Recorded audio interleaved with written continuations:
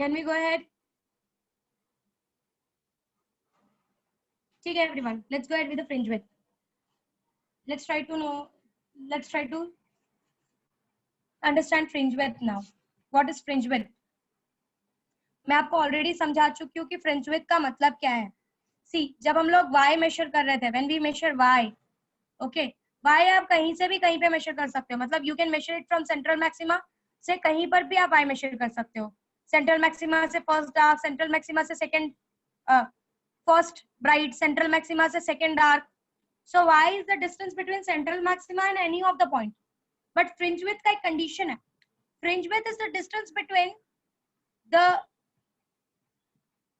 center line of any bright band to the center line of next bright band. जो उसके बाद just next आने वाला, जो कंसेक्यूटिव आने वाला है, दो ब्राइट बैंड्स के बीच का centre is your fringe width. And y जो था, that y is the distance between central maxima and any of the point. अब यहाँ से यहाँ तक का भी y निकाल सकते हो. You can calculate y over here also. You can calculate y over here also. You can calculate y over here also. So y is distance between central maxima and any of the point.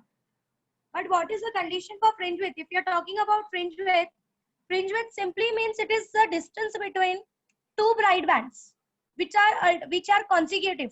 Means just जो next आने वाला है उसके बीच में, और two dark bands. So this is the difference between y and fringe width. इसीलिए इन दोनों को w, एक को y से रिप्रेजेंट किया, एक को w से रिप्रेजेंट किया. तो इन दोनों के बीच में यही डिफरेंस है कि y आप सेंट्रल मैक्सिमा से कहीं पर भी मेजर कर सकते हो. y is just a distance of a point from the central maxima. But fringe width क्या है? fringe width जो होता है वो किसी भी दो डार्क जो अल्टरनेट डार्क्स है, मतलब जो कंसेक्यूटिव डार्क्स है, ये डार्क उसका जस्ट नेक्स्ट आने वाला डार्क, ये ब्राइट उसका जस्ट नेक्स्ट आने वाला ब्राइट के बीच के डिस्टेंस को भी consider to be a fringe width. Okay, so let's try to calculate the fringe width. हम लोग फ्रिंज विड्थ कैलकुलेट करने की कोशिश करते हैं. उस चीज से पहले मैं जरा कुछ एक सिंपल सा मैथमेटिक्स समझाने की कोशिश करूंगी रिगार्डिंग फ्रिंज विड्थ. जरा उसको समझना, उसके बाद मैं इक्वेशन पे जाऊंगी. ठीक है, जस्ट ऑब्जर्व दिस डायग्राम. एक पर्सन मेरा यहाँ पर खड़ा है, ये मेरा सेंट्रल मैक्सिमा है, ये मेरा मेन ओरिजिन है जहां से मैं सबको देखती हूँ. एक पर्सन मेरा यहाँ पर खड़ा है, दूसरा पर्सन मेरा यहाँ पर खड़ा है. मैं सेंटर से सेंटर ऑब्जर्वेशन करूंगी क्योंकि हमको पता है सेंट्रल मैक्सिमा का आधा इधर जाता है, आधा इधर जाता है. हम लोग सेंटर से सेंटर देखेंगे. ठीक है, will go from centre to centre. अब मैं बोल रही हूँ कि मुझे ना इन दोनों के बीच का डिस्टेंस चाहिए. यही तो फ्रिंज विड्थ है. ये मेरा फर्स्ट ब्राइट बैंड है आफ्टर दिस सेंट्रल मैक्सिमा, ये मेरा सेकंड ब्राइट बैंड है आफ्टर दिस सेंट्रल मैक्सिमा. मुझे इन दोनों के बीच का डिस्टेंस चाहिए. इसका सेंट्रल मैक्सिमा से जो y की वैल्यू है इट इज लेट अस से 5, और इसकी सेंट्रल मैक्सिमा से जो y की वैल्यू है let us say it is 3. What will be the distance between this two people? क्या होगा? 5 minus 5 minus 3 मानते हो? हाँ 5 minus 3 मतलब इन दोनों के बीच का जो डिस्टेंस होगा that will be 5 minus 3. Correct है. अब ये बात, एक और एग्जांपल लेते हैं इसी के लिए. Same numbers, I am just changing the numbers. Okay, अब एक पर्सन 7th पे खड़ा है, मतलब उसका distance from the y value is, y का आपको पता है y का मतलब क्या है? सेंट्रल मैक्सिमा से लेके जिस भी पॉइंट पे खड़ा है that is the y value, वो 7 है. This is my third bright band, this is my third bright band. Okay, now if I want to calculate the distance between these two people, कितना आएगा? 2. Answer 2, क्योंकि यहाँ से ये पूरा 7 है, यहाँ से ये पूरा 5 है, तो इन दोनों के बीच का डिफरेंस विल बी 7 minus 5 और 2, 7 minus 5. करेक्ट है. Let's go ahead with something else also. एक केस दूसरा लेते हैं जरा. This is my central maxima. One person is standing over here at the 2 point from the, means y is 2 here, central maxima से y is 2 to this person, and एक person यहाँ पर खड़ा है. इसको मैं -2 लूंगी क्योंकि ये मेरा ओरिजिन है. ये यहाँ से फर्स्ट ब्राइट बैंड है, ये यहाँ से फर्स्ट ब्राइट बैंड है. मेरा तो फ्रिंज विड्थ ब्राइट से ब्राइट के बीच का ही अल्टरनेट होता है ना. ओके, अगर मुझे इन दोनों के बीच का डिस्टेंस निकालना है तो मेरा डिस्टेंस, टोटल डिस्टेंस कितना होगा? 4. How much will be the total 4. Distance? 4. Please answer करो, सो गए हो क्या? 4. 4. 4 मिस. 4। मतलब ये एक चीज समझ रहे हो, जब आप एक ही साइड में देख रहे हो तो आपको सब्ट्रैक्ट करना है, जब आप सेंट्रल मैक्सिमा के दो अलग अलग साइड्स में देख रहे हो तो आपको ऐड करना है। For calculating the fringe width, for calculating the fringe width आपको ये चीज दिमाग में रखनी है, क्योंकि हम सम्स में यूज करने वाले हैं। वो आपका ऐसा क्वेश्चन देंगे, one is on the left side, one is on the right side, calculate the distance between the 2 points, calculate the fringe width between the 2 points. तो ये सारी चीजें आपको यूज आने वाली है while doing sum. Let's go with the general equation now. Expression for fringe width निकालते हैं। एक ये ब्राइट बैंड के कंडीशंस हैं, मैं वापस से ये सारे कंडीशंस लिखती हूँ कि आपको समझ में आए। Let us consider the first bright band as, or nth bright band as yn is equals to n lambda d by d। ये ब्राइट बैंड का जनरल इक्वेशन है। तो yn plus 1, क्योंकि हमको पता है what is fringe width, 5th और 6th के बीच का डिफरेंस, 7th और 8th के बीच का, 7th ब्राइट बैंड और 8th ब्राइट बैंड के बीच का डिफरेंस, 8th ब्राइट बैंड और 9th ब्राइट बैंड के बीच का डिफरेंस। मतलब हमेशा एक नेक्स्ट वाला जो बैंड होगा उसके और जिससे आप देख रहे हो उन दोनों के बीच का, दो ब्राइट बैंड के सेंटर का या दो डार्क बैंड के सेंटर का जो जस्ट नेक्स्ट में आ रहा है, उनके बीच का difference is your fringe width. Correct है? सो yn plus 1 क्या हो जाएगा? n plus 1 lambda d by d। ठीक है, अब इन दोनों के बीच का डिफरेंस आपको पता है ना, आप इनको अगर ऑन द एक ही साइड में आप देख रहे हो तो you are going to subtract it. So let's subtract it. yn plus 1 minus yn is equals to, इसको सबट्रैक्ट करोगे n lambda d by d, sorry ठीक है ऐसा कर सकते हैं, n lambda d by d plus lambda d by d minus n lambda d by d। समझा ये क्या किया मैंने ये n plus 1 को अंदर मल्टीप्लाई कर दिया है, दैट्स ऑल। ये दोनों तो कैंसिल हो गया। So you got yn plus 1 minus yn is equals to lambda d by d। ये आपको it is for bright band, मैंने ये ब्राइट बैंड के कंडीशंस लिए हैं। I am calculating distance between the two bright bands which are just consecutive. ये bright band के conditions है, अभी मैं डार्क बैंड पे आई नहीं। डार्क बैंड के आप फ्रिंज विड्थ ब्राइट से ब्राइट भी निकाल सकते हो, डार्क से डार्क भी निकाल सकते हो, मैंने ब्राइट का निकाला है।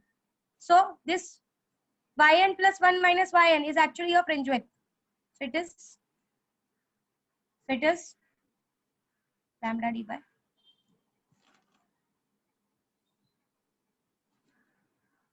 सबको ये क्लियर है? This is lambda d by d। Let's go ahead for the dark band। कुछ पता चलेगा इससे हमको। ये स्टेटमेंट जो पता चलने वाला है वो स्टेटमेंट हम ऑलरेडी कर चुके हैं। डार्क फ्रिंजेस के ले लेते हैं। Distance between two consecutive dark fringes is again a fringe width। Let nth dark fringe कैसे दोगे? What was the equation for dark fringe? 2n minus 1 lambda d by 2d। Correct? यहाँ पे n जो होता है वो 1 2 3 से स्टार्ट होता है, 0 से स्टार्ट नहीं होता, ये बात आपको पता है। y n plus 1 जस्ट जो नेक्स्ट वाला डार्क फ्रिंज होगा।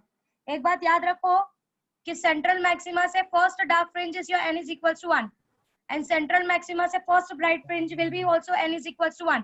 सेंट्रल मैक्सिमा को n is equals to 0 consider किया जाता है। ओके तो अगर उसने 13th ब्राइट फ्रिंज बोला तो आपको सीधा दिमाग में आना चाहिए कि सेंट्रल मैक्सिमा इज 0। 13th मतलब आप 14th पॉइंट को काउंट करने वाले हो। ये बात दिमाग में सेट करके रखो मैंने क्या बोला। This is n is equals to 0, ये n is equals to 0 है।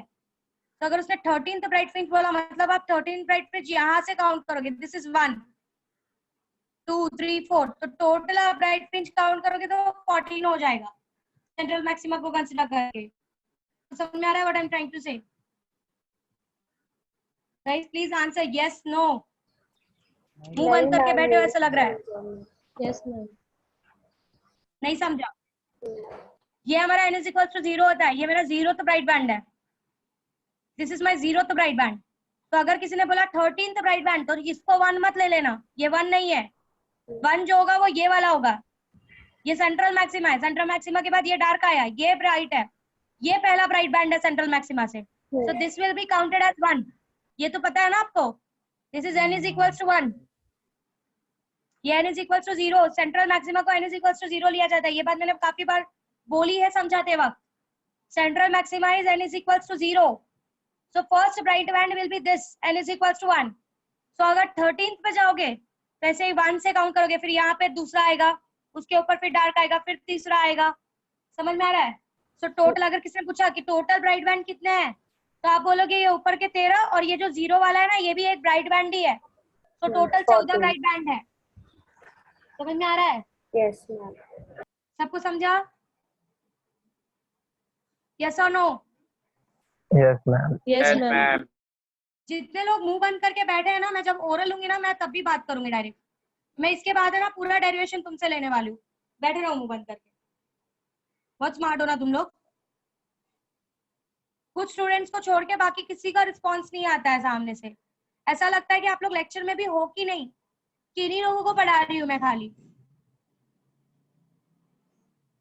You all people don't involve only।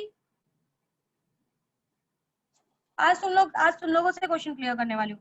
आज जो परमानेंट स्टूडेंट्स है जो देते हैं आंसर, मैं उनको छोड़ के बाकी सबसे पूछने वाली हूँ, ठीक है? वाई n+1 के लिए निकालता है डार्क फ्रिंज के लिए डिस्टेंस निकालता है।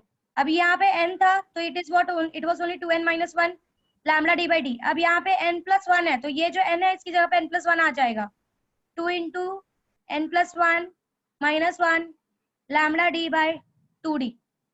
करेक्ट? स्क्रीन ब्लर है? हाँ मिस, थोड़ा सा ज्यादा। Is it okay now? Yes miss. Is it okay now? Yes miss. Okay. So yn+1 is 2 into, जहाँ पे yn था तो it was 2n-1, yn+1 है तो it is will be 2 into bracket में n+1 - 1 lambda d by 2d। इनका subtraction करोगे, अगर जब आप इनको सब्ट्रैक्ट करोगे तो आपको ब्राइट फ्रिंज का भी जो विड्थ मिलेगा, ब्राइट फ्रिंज का भी जो विड्थ मिलेगा, जो w मिलेगा, you will get that, sorry dark fringe का भी जो विड्थ मिलेगा, दैट इज जो w मिलेगा, you will get the equation as lambda d by d। Bright के लिए भी लैम्डा d by d आया था और डार्क के लिए भी लैम्डा d by d आया। इसका मतलब कुछ समझ में आ रहा है तुमको? ब्राइट के लिए भी जो विद आया, ब्राइट से bright was lambda d by d, और जो डार्क से डार्क आ रहा है वो भी लैम्डा d by d आ रहा है। मतलब मैंने आपको एक चीज बताई थी, अगर आपको याद हो, कि जितना थिकनेस ब्राइट का होता है उतना ही थिकनेस डार्क का भी होता है, मींस इंटेंसिटी सबकी सेम होती है। ये सॉरी विद सबका सेम होता है, इंटेंसिटी नहीं, सॉरी इंटेंसिटी तो यहाँ पे मैक्सिमम होती है और डार्क में 0 होती है। विद जो होता है, विद थिकनेस जो होती है सर्कल की, वो सबकी सेम होती है। अगर सारी विद सेम है तो ही आपका पैटर्न परफेक्ट है, ठीक है? अगर सारी विद सेम है तो ही आपका पैटर्न परफेक्ट है, अदरवाइज आपके पैटर्न में मिस्टेक है। Hope you are understanding what I am trying to say, ठीक है? यहाँ तक your fringe width gets over। okay, now आपको क्वेश्चन किस तरीके से आ सकता है इस पूरे डेरिवेशन का? they can say you the question can be like, using analytical method obtain an expression for path difference between the two interfering light waves and show that bright bands and dark bands are produced alternatively, ये हमने देख लिया, in the interference pattern, and show that the distance between the two consecutive bright band and two consecutive dark band is lambda d by d, that is the distance between the dark band and the bright band is constant, separation is constant। ये चीज इस तरीके से भी पूछी जाती है। सो आपको ये पूरा लास्ट तक, जहां तक मैंने आज सिखाया है फ्रिंज विड्थ तक, ये पूरा डेरिवेशन आपको यहाँ तक लिखना है कि ब्राइट बैंड के लिए भी डिस्टेंस यही आ रहा है, डार्क बैंड के लिए भी डिस्टेंस यही आ रहा है, means they are equally spaced. Yes, ये पूरा डेरिवेशन आपको यहाँ तक करना पड़ेगा। अगर आपको पूछा है कि prove that the dark band and bright band are equally spaced, तो कल से लेकर आज तक का ये पूरा डेरिवेशन आपको एग्जाम में लिखना पड़ेगा। और नॉर्मली वो लोग यहीं तक पूछते हैं, टोटल पूछते हैं वो, till here they ask, they say you कि prove it that the dark band and bright band are equally spaced and their sizes are same. Okay, so this was all about your interference pattern by Young's experiment and the part difference which will create, which will be created, which will decide that whether the point Q will be a dark band or it will be a bright band. Okay, now relation between part difference and phase difference. हमने एक चीज देखी, lambda आया, path difference तो phase difference was 2 pi, याद है? 2 lambda आया, path difference the phase difference was 4 pi, means somewhere they are connected with each other. Let's go ahead for the relation between. अगर लैम्बडा के लिए 2 पाई है तो एक पर्टिकुलर लेंथ डेल्टा एल के लिए, let's say this delta L as a path difference, इतने path difference के लिए how much will be the phase difference, and let represent that phase difference by delta phi. So ये ऐसा है, lambda के लिए अगर फेज डिफरेंस 2 पाई आता है तो एक छोटे से लेंथ के लिए, एक छोटे से फेज डिफरेंस के लिए डेल्टा फाई कितना आएगा? Simply go you go head for the cross multiplication. Correct है, क्रॉस मल्टीप्लिकेशन के लिए जाते हो. So delta phi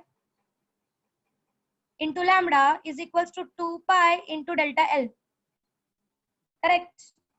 Therefore, delta phi is equals to 2 pi by lambda into delta L. ये रिलेशन कुछ देखा देखा लग रहा है क्या? 2 pi by lambda is your k और delta L was your x, kx जैसा कुछ बन गया ये. So ये फेज डिफरेंस देता है आपका 2 pi by lambda into delta L, where delta is the part difference and delta phi is the phase difference. ये रिलेशन देता है पार्ट डिफरेंस और फेज डिफरेंस के बीच में. कि अगर लैम्बडा के लिए फेज डिफरेंस 2 पाई आ जाता है तो एक छोटे से डेल्टा एल पार्ट डिफरेंस के लिए कितना फेज डिफरेंस आएगा? So that is calculated by cross multiplication. ये तो सिंपल सा फंडा, एक का पता है तो आप छोटे का कैलकुलेट कर सकते हो. So delta phi into lambda, cross multiplication delta L into 2 pi. So delta phi is 2 pi by lambda into delta L. This gives the relation between phase difference and path difference. और आपको पता है constructive के लिए delta phi should be, for constructive it should be pi, 2 pi, 4 pi, 6 pi, that is 2n pi का condition follow होना चाहिए, where n is equals to 0, 1, 2, 3 and so on. और वहीं पे for destructive के लिए your delta phi should be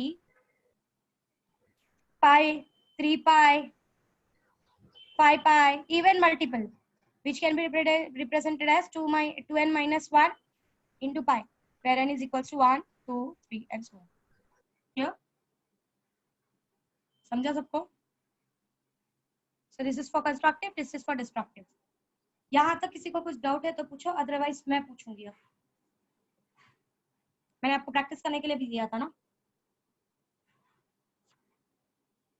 उसके बाद हम इंटेंसिटी डिस्ट्रीब्यूशन, पहले ओरल लेंगे फिर इंटेंसिटी डिस्ट्रीब्यूशन के लिए जाएंगे.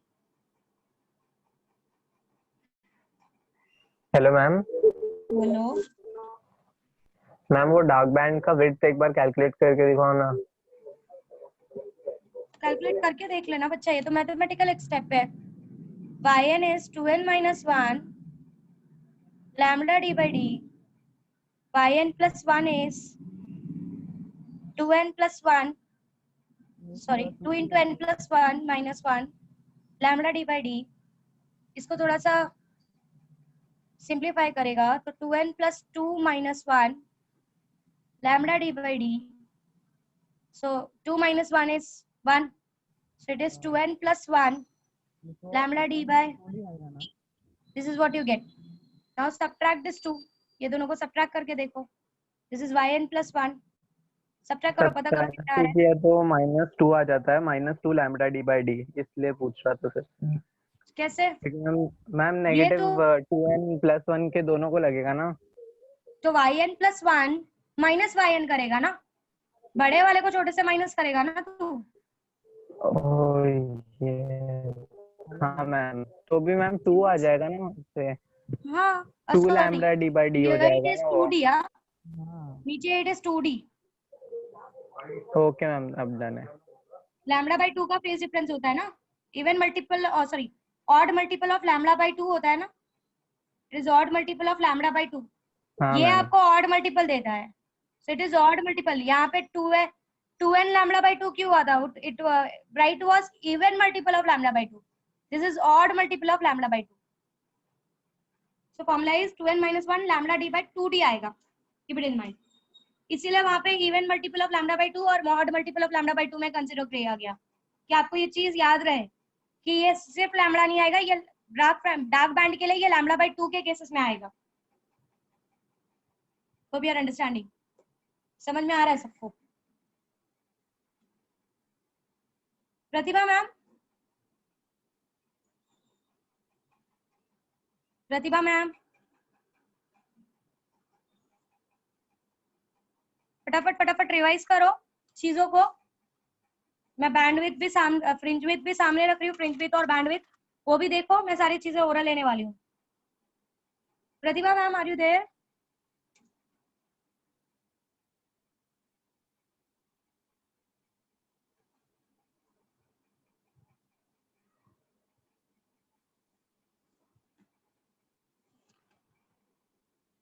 माधुरी मैम,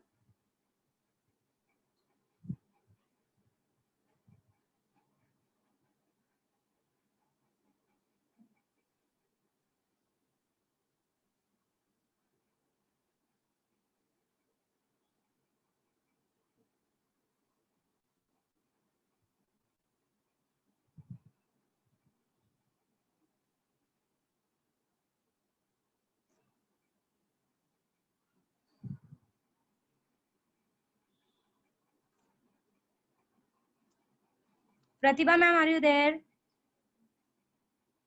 हाँ बोलो. मैम रिकॉर्डिंग बंद कर दीजिए, मैं इनका ओरल लेने वाली हूँ. हाँ हाँ ठीक है.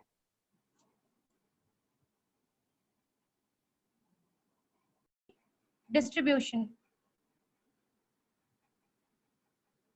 सी एक बात समझने की कोशिश करो. This light have a nature of wave. ठीक है, लाइट के पास वेव नेचर है. इट बिहेव्स लाइक, हमने वेव ऑप्टिक्स हम पढ़ रहे हैं.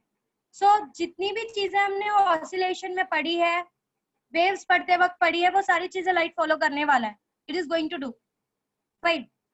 सो आपको पता है कि जब हमने इंटेंसिटी कैलकुलेट किया था, अगर आपको याद हो कि एम्पलीट्यूड के हेल्प से हमने इंटेंसिटी निकाली थी पीछे इन योर ऑसिलेशन चैप्टर, कि इंटेंसिटी और एम्पलीट्यूड के बीच में रिलेशन है. ये चीज हमने पोलराइजेशन में भी यूज किया कि there is a relation between intensity and amplitude. ये दोनों के बीच में रिलेशन एग्जिस्ट करता है. And your intensity is square of the amplitude. आपकी जो इंटेंसिटी होती है it is square of amplitude. अगर आपको याद हो, so let's go ahead, try करते हैं जरा फाइंड करने के लिए इंटेंसिटी distribution.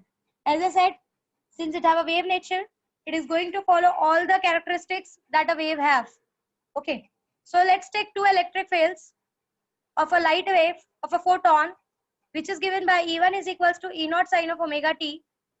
और दूसरा जो electric field है, that is I am taking E naught sin of omega t plus phi. Means there is a phase difference of phi between two. इसके पास phi नहीं है, इसके पास phi है. So there is some phase difference. And we know that this phase difference decides that whether it will be a constructive interference or destructive interference. अगर phase difference 0, 2 pi, 4 pi, 6 pi, even multiple of pi है, ये जो phase constant है, ये जो even multiple of pi का difference आ रहा है दोनों के बीच में, so you get a constructive interference. Odd multiple आ रहा है तो you get a destructive interference अगर ये दोनों fields एक दूसरे को interfere करने वाली है तो. Okay, आपको पता है resultant हमने वहाँ पे y1 और y2 के टर्म्स में लिया था, यहाँ पे हम इलेक्ट्रिक फील्ड के टर्म्स में ले रहे हैं क्योंकि we are talking about lights, we are talking about light, we are talking about photon and we know light is an electromagnetic wave. So वहां पर जहां पर हमने y1 और y2 करके लिया था, यहाँ पर हम e1 और e2 करके लेंगे. Okay, so let's get. आपको पता है रिजल्टेंट, जैसे ये y1 था ये y2 था, इन दोनों का इंटरफेरेंस हुआ. So according to superposition principle, capital Y was y1 plus y2, वैसे यहाँ पर E will be e1 plus e2 according to the superposition principle. Okay, now if you add these two you get a general equation. मैं पूरा general equation derive नहीं कर रही हूँ क्योंकि हमने ऐसे बहुत सारे जनरल इक्वेशंस को सॉल्व किया है. And I got the equation as 2 times of E naught cos of pi by 2 sin of omega T plus pi by 2, ये आपको इक्वेशन मिलेगा.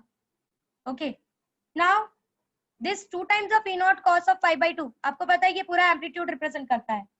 You can represent this as amplitude. इसको आप ए से, capital A से represent कर सकते हो, कैपिटल आर से रिप्रेजेंट करते हो. It is an resultant amplitude of a resultant wave after the superposition of this two waves. And this side of omega T it represents the phase of a wave, ये phase को represent करता है. अगर ये सारी चीजें हमने oscillation में पढ़ी हुई है कि ये वाला जो पार्ट है, ये पूरा, ये जो कॉस वाला पार्ट है, ये पूरा हम एम्पलीट्यूड को रिप्रेजेंट करवाते हैं, और ये वाला जो पूरा टर्म है, ये जो टर्म है, ये फेज को रिप्रेजेंट करता है. Okay, so you get equation as E is equals to R sin of omega t plus pi by 2. ऐसा कुछ equation मिला. Now this amplitude is represented as 2 times of E naught cos of pi by 2, और हमको पता है our intensity is directly proportional to, or it is equals to 2 times of E naught cos of pi by 2 का square. Okay, now let's try to have the conditions where you can get maximum intensities. Phase difference क्या होगा जब आपको maximum intensities मिलेगी? Means it is constructive interference, correct? So maximum intensity हमको कब मिलती है? जब phi जो होता है या तो 0 हो, या तो 2 pi हो, या तो 4 pi हो and 2n pi हो, ये condition हो.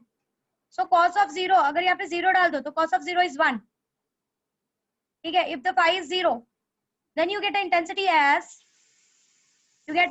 as, ये proportionality sign डाल के मैं एक k डाल रही हूँ, this is proportionality constant, 2 times E naught, this is I max. Intensity maximum कब होती है? जब हमारा phase difference 0, 2 pi, 4 pi constructive interference दिखाए. So I max is cos of 0 is 1. So ये पूरा term 1 हो जाएगा. You will be 2. It will be 2 times of E naught the whole square. So I max is equals to k into 2 times of E naught, मतलब का square, means it is 4 E naught का square. और हमको पता है कि अगर this is E1 is equals to E naught sin of omega t. So your I, intensity of this wave, will be directly proportional to E naught का square. Correct. So I can substitute this particular I over here. So I max is k into 4 times of I. ये E naught square is your I. That is intensity of the original wave. Correct. So it is k into 4 times of I. Correct. Next is, अगर I minimum निकालना है, I minimum कब होगा? जब हमारा phi का value, I minimum तब होगा जब there will be a destructive interference. Destructive interference होगा तब. When it is a destructive interference, आपके phi की वैल्यू क्या क्या आती है? Please answer. What are the phi values? What is the phase difference values? Please answer. Pi, 3 pi. 3 pi, 5 Pi, 3 pi, pi, 3 pi, 5 pi, 5 pi, and so on. 7 Correct? pi, है ना? 5 pi. 7 तो यहाँ पर अगर आप pi डालो तो it is cos of pi by 2. Cos of pi by 2 हो जाएगा ये. Cos of pi by 2 मतलब cos of 90. And cos of 90 is what? 0. Cos of 90 is 0. ये पूरा term 0 हो जाएगा. So I minimum will be 0. I maximum is 4 times of I और I minimum is 0. This is what you get. कि अगर I max होगा वो 4 times of I होगा और I minimum होगा वो 0 होगा. मतलब जो कंस्ट्रक्टिव इंटरफेरेंस होगा, अगर आपका एम्पलीट्यूड वगैरह सब सेम है तो आपको ओरिजिनल इंटेंसिटी का 4 टाइम्स इंटेंसिटी आपको कंस्ट्रक्टिव इंटरफेरेंस में देखने के लिए मिलेगी. और डिस्ट्रक्टिव इंटरफेरेंस में आपको पूरी तरीके से डार्कनेस मिलेगी, दैट इज 0 इंटेंसिटी मिलेगी. समझ में आ रहा है? समझा ये कंडीशन सबको? मिस मतलब वो जो बीच में जो मैक्सिमा बनता है उसमें 4i बनेगा प्लस हाँ, बीच में ही नहीं, जितने भी मैक्सिमास बनते हैं ना इन इंटरफेरेंस पैटर्न, आपने देखा कि सबका विड्थ तो सेम है. तो जितने भी मैक्सिमास बनते हैं सबका, अगर आपने सबका एम्पलीट्यूड वगैरह परफेक्ट रखा है तो you will get 4 times of original intensity. आपको ब्राइट, यही चीज लाउडनेस में भी होती है. Loudness is also an intensity of a sound. ठीक है. सो फिलहाल I am not going to that topic. But I max आपको जितने भी मिलेंगे कंस्ट्रक्टिव इंटरफेरेंस वो original interference pattern, original electric field के इंटेंसिटी का 4 टाइम्स मिलेगा और I minimum will be 0. This is your perfect pattern of interference pattern. ठीक है, एक और तरीके से इसको जरा प्रूव करते हैं. एक और तरीका देखते हैं जरा. ये आपका हो गया फेज के हिसाब से. एक बार मैं इसको पूरा ओवर गो थ्रू कर पा रही हूँ, जरा देखो. कुछ डाउट है तो पूछ सकते हो. उसके बाद we will go ahead with one more method. जो हमने एक और मेथड देखा है इंटेंसिटी डिस्ट्रीब्यूशन के लिए, वो भी हमने ऑसिलेशन में किया है कि अगर मैंने एम्पलीट्यूड्स अलग अलग रखे तो क्या कंडीशंस फॉलो होगी. यहाँ पे मैंने एम्पलीट्यूड दोनों के सेम रखे हुए हैं. ई नॉट इसका भी एम्पलीट्यूड है, ई नॉट इसका भी एम्पलीट्यूड है. You know this is amplitude. ये एम्पलीट्यूड होता है. Yes. So let's just have a look. इसको मैंने प्रूफ नहीं किया है, but when you solve it, you will get this equation. अब इसको सॉल्व करके ये E1 plus E2 को सॉल्व करके आप ये इक्वेशन पे आ सकते हो. This is the resultant wave का equation, where this part is representing a amplitude and this part is representing a phase. हमने देखा है cos वाला पार्ट जो है वो एम्पलीट्यूड को रिप्रेजेंट करता है और साइन ऑफ ओमेगा टी वाला जो पार्ट है वो फेज को रिप्रेजेंट करता है. So आपका resultant wave will be r sin of omega t plus pi by 2, where r is 2e times e naught cos of pi by 2. अब ये पाई, ये फेज डिफरेंस बताएगा दोनों इलेक्ट्रिक फील्ड के वेव्स का कि whether it will be a constructive or it will be a destructive. मैंने उसके बाद कंडीशंस ले ली. कब कंस्ट्रक्टिव होगा? जब कंस्ट्रक्टिव होगा आपका आई मैक्स 4 टाइम्स ऑफ आई होगा. जब डिस्ट्रक्टिव होगा आपका आई मैक्स, आई मिनिमम पूरी तरीके से 0 होगा. अब let us go ahead and let's take a condition where the two waves, the two electric fields which are interfering do not have same amplitudes. एक का amplitude let us say E01 है, दूसरे का amplitude let us say E02 है. So I max, ये भी हमने prove किया है, I max is equals to k times of E01 plus E02 the whole square. और I minimum will be, I minimum will be k times of E01 minus E02 the whole square. ये चीज हमने prove की है. A1 plus A2 the whole square, A1 minus A2 the whole square. जब A same हो जाता तो it was 2 times of A, और जब ये दोनों पूरी तरीके से 0. ये सारे केसेस हमने ऑसिलेशन में पढ़े हुए हैं कि ये इक्वेशंस कैसे आता है, ये दोनों इक्वेशंस कैसे आता है. ये we have already done this.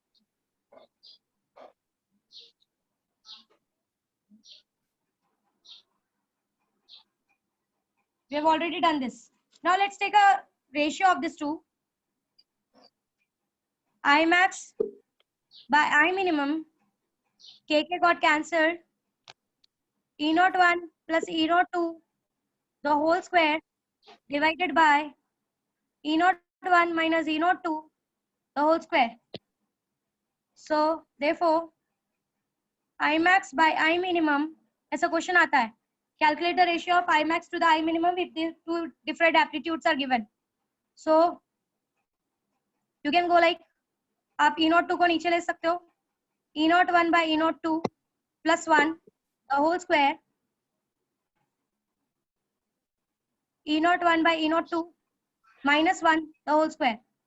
और ये जो पार्ट है E01 by E02, इसको बोलते हैं एम्पलीट्यूड रेशियो.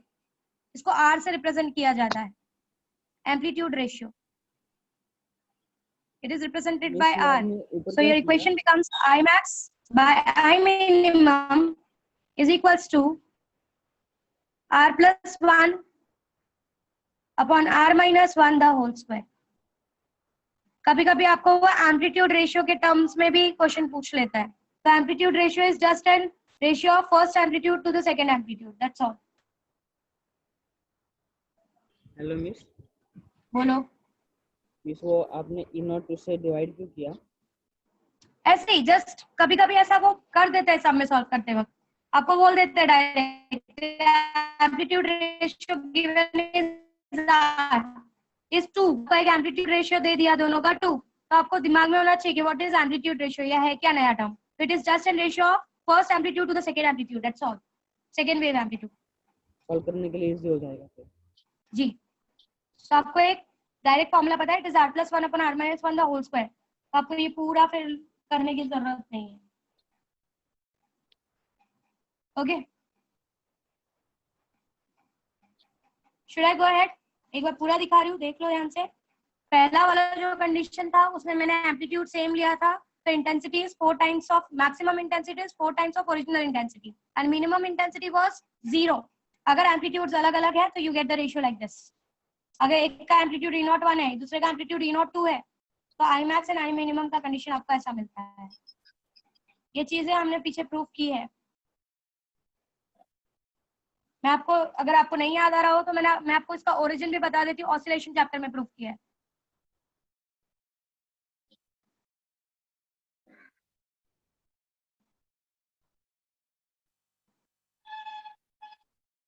कहीं पर कुछ डाउट है तो पूछ सकते हो, otherwise I will go ahead.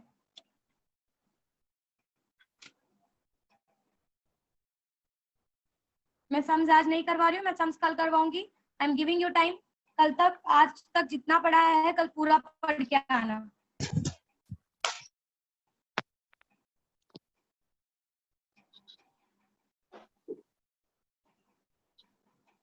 हाँ होने दो ओरल, कल ओरल होने वाला है इसका वापस से। उसके बाद steady interference pattern, conditions for obtaining, एक minute, conditions for obtaining steady interference pattern. Steady means perfect interference pattern, या फिर जो ज्यादा डिस्टर्ब ना हो वैसा पैटर्न बनाने के लिए आपको क्या क्या कंडीशंस फॉलो करना पड़ेगा। आपको कुछ कंडीशंस तो आपको पता है, the light source should be coherent, it should be monochromatic, it should have same frequency, they should be in phase। ये सारे कंडीशन तो आपको पता है।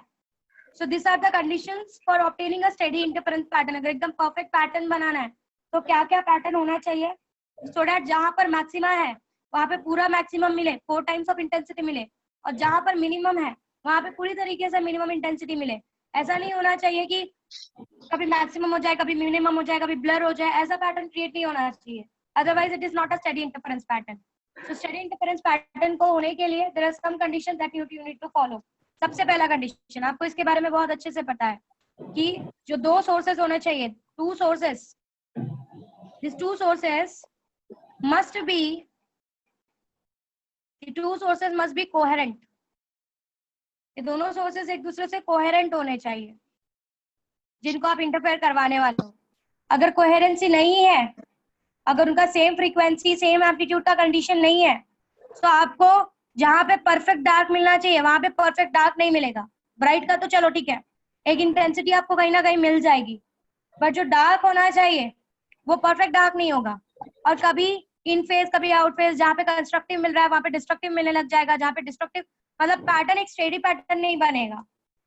Since it is independent of time, आपको हमेशा सेंटर पे हमेशा ब्राइट मिलना चाहिए, देन डार्क, ब्राइट, डार्क, ये कंडीशन मिलना चाहिए। बट अगर कोहेरेंसी नहीं है, सेम फ्रीक्वेंसी नहीं है, तो हो सकता है कि एक फ्रीक्वेंसी पे यहाँ पर ब्राइट बैंड मिल जाए, दूसरी फ्रीक्वेंसी पे यहाँ पर डार्क बैंड मिल जाए, तो आपको वो जो स्टेडीनेस है, जो इंडिपेंडेंस ऑफ टाइम है पूरे स्क्रीन पे, वो आपको नहीं मिलेगा। You will get a blur pattern.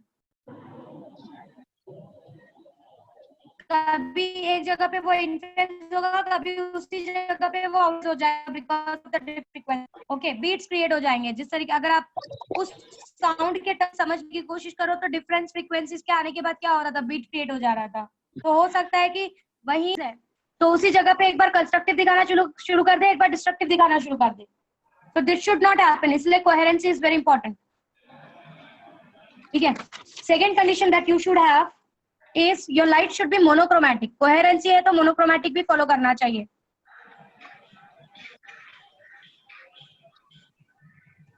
Monochromatic का मतलब होता है सिंगल वेवलेंथ का लाइट।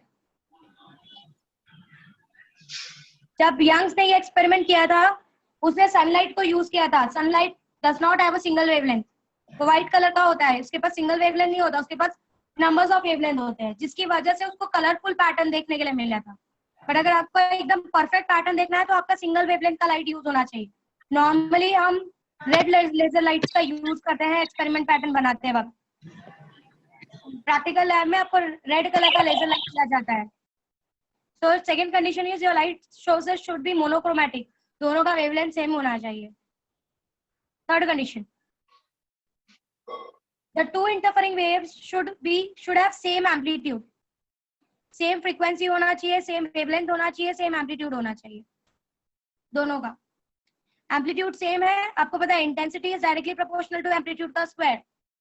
अगर इंटेंसिटी से एम्पलीट्यूड सेम है तो जो ब्राइट है वो परफेक्ट ब्राइट बनेगा, जो डार्क है वो पूरी तरीके से जीरो बनेगा, A1 minus A2।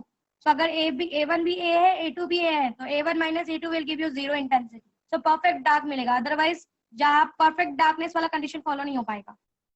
Next case, fourth condition, your separation between the two slits, जो स्लिट्स के बीच का डिस्टेंस था, दिस स्मॉल d, ये बहुत छोटा होना चाहिए, it should be very small. Screen के कंपेयर में इन दोनों का डिस्टेंस बहुत छोटा होना चाहिए। ओके अगर डिस्टेंस बहुत बड़ा हुआ तो पार्ट डिफरेंस बहुत जल्दी क्रिएट होगा, पार्ट डिफरेंस बहुत बड़ा क्रिएट होना शुरू हो जाएगा। और ये आपका एक ब्राइट बना, डार्क कितना क्लोज हो जाएगा, ब्राइट डार्क कितने क्लोज हो जाएंगे कि आपको दोनों फ्रिंजेस के बीच में डिफरेंस ही नहीं पता चलेगा एक दूसरे में। ब्राइट डार्क, ये पार्ट डिफरेंस इतना ज्यादा क्रिएट हो जाएगा, अगर डिस्टेंस बहुत बड़ा है तो पार्ट डिफरेंस इतना ज्यादा क्रिएट होने लग जाएगा हर पॉइंट पे कि आपको ब्राइट डार्क के बीच में डिफरेंस ही समझ में नहीं आएगा। तो ये जो डिस्टेंस होना चाहिए दोनों स्लिट्स के बीच में, ये बहुत कम होना चाहिए, बहुत ही ज्यादा छोटा, as compare to distance between the screen and the source. ये बहुत ज्यादा छोटा होना चाहिए कि आपको एकदम प्रॉपर पैटर्न ब्राइट और डार्क के बीच में प्रॉपर डिफरेंस दिखाई दे, वरना यहीं पर ब्राइट बन जाएगा, इसी से जस्ट चिपकता हुआ डार्क बन जाएगा, फिर ब्राइट बन जाएगा, डार्क बन जाएगा, बहुत छोटे छोटे ब्राइट एंड डार्क बनेंगे। क्या आप डिफ्रेंशिएट ही नहीं कर पाओगे कि ब्राइट कहाँ पर है, डार्क कहाँ पे है, आप कैलकुलेट नहीं कर पाओगे वाई का वैल्यू, इतने छोटे ब्राइट डार्क बनेंगे। इतना ज्यादा छोटा फ्रिंज का, ये जो एक सिंगल फ्रिंज का जो विड्थ है वो बहुत ज्यादा छोटा बनना स्टार्ट हो जाएगा, क्योंकि फटाफट पार्ट डिफरेंस चेंज होगा। तो it should be very close to each other, कि पार्ट डिफरेंस बहुत एक पर्टिकुलर एंगल के बाद जाके चेंज हो, तो आपका ये जो साइज होगा एक एक का वो थोड़ा बड़ा बड़ा सर्कल बनेगा, समझ में आया? So distance between the two sources, that is two slits, should be very small. Next condition, ये जो दोनों स्लिट्स बनाए हैं ये बहुत नैरो होने चाहिए, मतलब छोटे छोटे होल्स होने चाहिए, बड़ा ऐसा बड़ा होल्स नहीं होना चाहिए, वरना एक ही से बहुत सारे वेव्स निकलेंगे और खुद में इंटरफेयर कर जाएंगे। सिर्फ ये दोनों एक दूसरे से इंटरफेयर नहीं करेंगे, इनके अंदर से ही निकली हुई वेव्स एक दूसरे को इंटरफेयर करना चालू कर देंगे। तो इनका जो स्लिट्स होना चाहिए बहुत नैरो होना चाहिए। Okay, and the last condition, अगर आप पोलराइज लाइट यूज कर रहे हो तो दोनों का पोलराइजेशन का एक्सिस सेम होना चाहिए। अगर आप यूज कर रहे हो तो, if you are using a polarised light, तो दोनों का polarising axis should be same, दोनों सोर्सेस का polarising axis should be same. अगर आप पोलराइज यूज कर रहे हो तो ये कंडीशन फॉलो करनी है। Okay, so these are the 6 conditions that you should follow while doing the interference experiment. That is, coherency is important, light should be monochromatic, they should have same amplitude, separation between the two slits should be very small, otherwise ये जो pattern है ये इतना छोटा छोटा बन जाएगा कि bright dark का size ही नहीं निकाल पाओगे आप। The two slits, जो आप slits ने आपने जो holes बनाए हैं, जो आपने slits use किए, उनका size बहुत छोटा होना चाहिए, वरना इसी से निकलते हुए waves एक दूसरे को interfere कर जाएंगे। And the last part, if you are using a polarized light, दोनों का polarizing axis should be same. So these are the conditions you should follow to have a steady interference pattern. So we will wind up here. किसी को कुछ doubt है तो please ask. आपको कल यहाँ तक पढ़ के आना है। कल हम पहले यंग्स के फॉर्मूले पे सम्स करेंगे, and then फिर उसके बाद आगे जाएंगे आगे के पार्ट पे।